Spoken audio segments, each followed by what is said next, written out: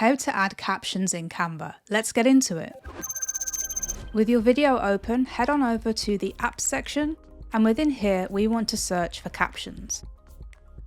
Next we want to choose the first option, and then we want to come down to the drop down menu.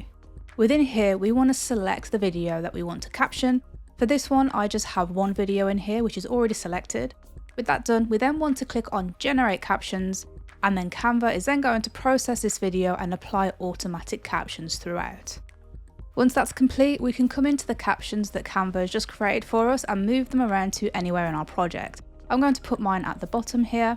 We can then also personalize the text and the background of this caption here. To do this, all we need to do is go into the text settings and choose a font that we want to use.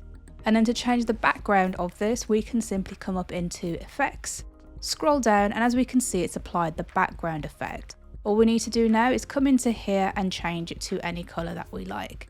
Now, if we just come out of here and play back our video, now as I can see there, my caption is cutting off a little bit at the bottom. All I need to do is come into here like so, drag it across and then realign, and then let's hit play again. Now as we can see there, Canva has applied automatic captions to our video, and that's all there is to it.